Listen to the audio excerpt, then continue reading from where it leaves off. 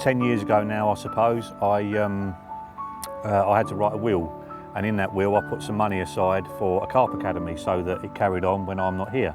And my best friend Andy Reynolds basically said to me, that's a really nice thing to do, but why not do it when you're alive rather than waiting until you're dead? So that's how Carp Academy came about, and I've done the carp schools for organisations like the Carp Society for a lot of years, and felt that I've picked up a lot of good stuff from them, but I think I could evolve it and make it even more successful. And the whole reason we televise it is so that not just the 30 kids on the event benefit, but hopefully the tens of thousands that watch it afterwards also benefit as well, because we're, like we do in everything else that we televise, we share absolutely everything that we're using. So we're not got one thing on the end and telling the public we've got another thing on the end.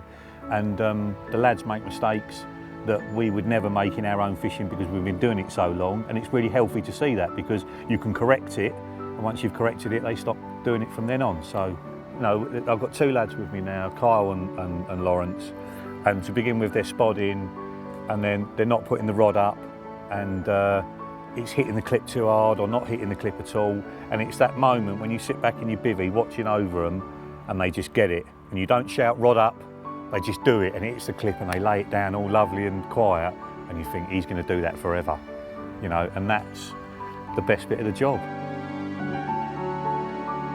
The best way to get the boat is be a sponge, just soak it all up. Like, I'd like to fish with all these instructors and do 2 days and nights with them and then coach me on everything that they do. I'd like to do that, you know, because I would be a much better angler for it. My lads have been pumping me for information. As soon as I stop talking, they start asking questions. Brilliant, perfect.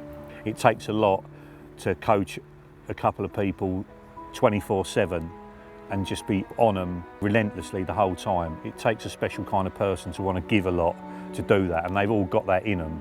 And the nice thing is they've all got their own styles of fishing. They come from different parts of the country. Mark Bryant's got his own bait firm, so his kids end up smelling of his bait by the end of it. And, you know, Pete Castle's a brilliant floater angler, so he's imparting all of that on them. So it's a really, really good bunch of well-meaning people. Almost every year, I think probably every year, we'll get emails. Tom Burns will get emails. I've had my first 30-pounder, I'm smashing my local lakes up, and it goes on, you know. So, yeah, it's good. You know, we've had kids that are starting their own businesses as a result of doing it. Not just good anglers, but, you know, lads who are ambitious in life, you know, and this seems to bring out the best in them.